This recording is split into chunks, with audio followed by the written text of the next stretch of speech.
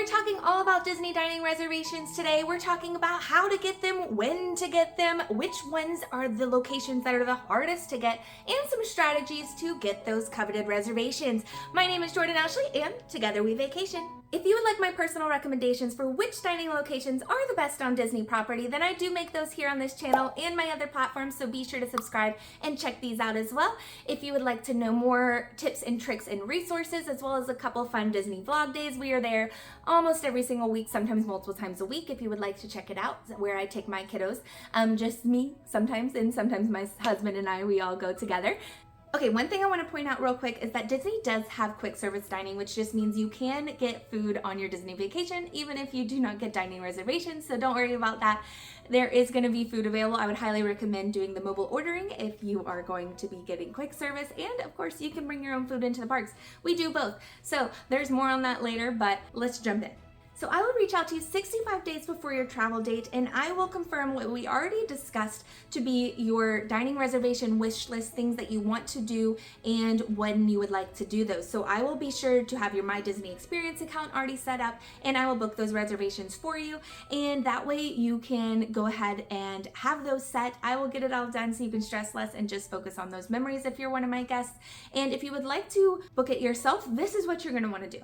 Okay, let's jump into those table service reservations. Now, the first thing you need to know is you need to actually know when and where you would like to dine at least 60 days before you travel. Ideally, of course. I mean, if you are booking your vacation a month in advance, you can of course still make dining reservations. You can make reservations the day of. However, some of these locations, like for example, Cinderella's Castle, or you can dine in the Beast Castle, you can eat with Mickey or princesses. Some of those locations fill up very quickly, among others, which we'll talk about in a few minutes, but you're gonna have to go through the long list of researching the different locations that you could possibly eat at Disney World. Some of them are absolutely amazing. The theming is fabulous, the food, chef's kiss, but some of them might not be worth it. So that's part of my job as your travel agent. I will help you navigate that, and I will kind of guide you to ones that might be the best fit for you and your family, and the personalized itinerary that I can help set up for you.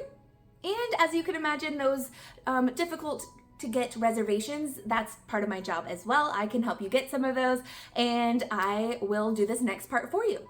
Okay, like I said, you're gonna need to know at least 60 days ahead of time, ideally a few days before, so you can get prepared, where you would like to go and when. You're gonna wanna have your My Disney Experience account set up.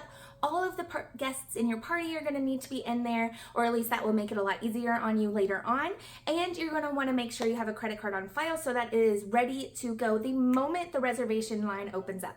The actual booking of your reservations depends on if you're staying on Disney property or off. So let's start with if you're staying on Disney property. So if you're staying on Disney property and you're doing the reservations yourself, not a travel agent, you will get up 60 days before your first day of travel at approximately 5:50 in the morning. You're gonna have all of your My Disney Experience stuff set up, like we just talked about, and right at that 6 o'clock mark Eastern Standard Time, you're gonna want to refresh and jump right into those reservations. Now, there are a few tips and tricks for getting those coveted reservations, and I'll add those in just a minute, but let's jump into what happens if you are not staying on Disney property. So if you are not staying on Disney property, you are going to have to book each day of your travel. So say you are going to Disney World for 5 days in a row, and 60 days ahead of that, you are going to make those first day reservations. And then the next morning, you will wake up and get up at 6 a.m. and get those next day reservations, and then the next day and the next day and the next day.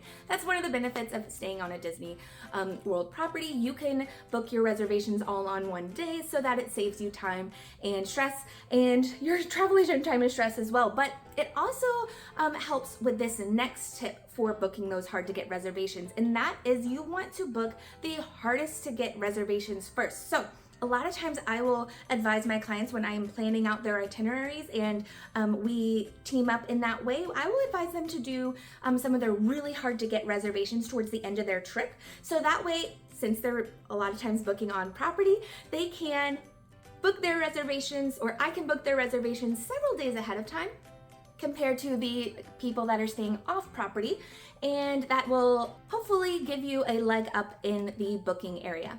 Here is a list of all of the reservations that are typically the hardest to get, or historically have been the hardest to get in the past, and they fill up the quickest. Now remember, this list does change. There is a chance of getting reservations here closer to your travel dates, but it's rare, and time of day does matter. Some of these made the list only because they fill up during certain times of day. They're super popular, and those are the time of day that are the optimal times to go. However, on other parts of the day, if you just want the experience of going to the location, then you can still make a reservation. If you would like some personal recommendations so that I can help you customize your trip, I can build it into your itinerary, and I could be the one that wakes up early so that you don't have to stress. I can do all the details for you. You can just focus on the memories. That's what I'm here for. You can fill out a guest interest form and join my VIP guest list, or you can go ahead and schedule a call with me down in the description box below. I would be honored to help you plan your most magical vacation on Earth. Okay, so I'm going to give you an example of what a dining reservation would look like, how you would get it on your desktop. So I'm going to go and make sure you're logged into your My Disney Experience app or your My Disney Experience account so that everything that we previously discussed is already booked. Now, just something to note that I am not actually going in and doing this at 6 a.m. Eastern Standard Time like I normally would, but I am already logged into dining. I'm going to go to a party of 2, and I'm going to do 60 days out. Now, some of these I know are already booked because, again, I'm not doing this at 6 a.m. But let's look for one that might be delicious. You might want to be careful because you might miss fireworks if you go then, even though it's a great location. Boma is my absolute favorite restaurant on Disney property. It is absolutely amazing. This would not be when I would book Boma, nor is it a difficult location to book, at least 60 days out. So I'm just going to show you. So if you were booking a location at 6 a.m. and you are trying to optimize your time while booking, you are not going to want to fill in all of this extra information. You are going to have more time to do this later on, where you could add celebration cakes, dietary requests, accessibility requests, and more. So I'm just going to go ahead and continue. Okay, quick note, I did go ahead and switch out my view because I do have some of my personal information on the next page, including like where I live and all of that stuff. So I don't think that is wise to just send out to the world. If we're buddies, then let's chat. But anyway, so we move on. And when you get to the next page, you are on the checkout page where you're going to be able to have your primary guest information. You'll have your email and your phone number, as well as a credit card guarantee. So that's when it comes in handy. When you already have a credit card on file, it'll save you time.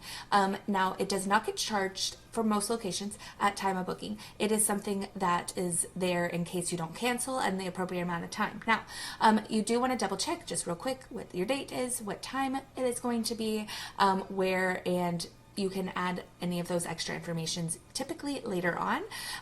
So I'm going to say okay, and I would book it right then. So it does hold your reservation for 10 minutes, but if you were planning on getting more than one of the hard to get reservations, then you're going to want to do this quickly. You don't want to wait those 10 minutes. You want to wait 2 seconds before you move on to your next reservation.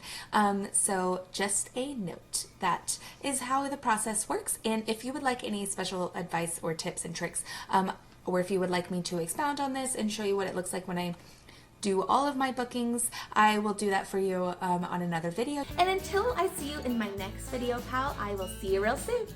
Bye!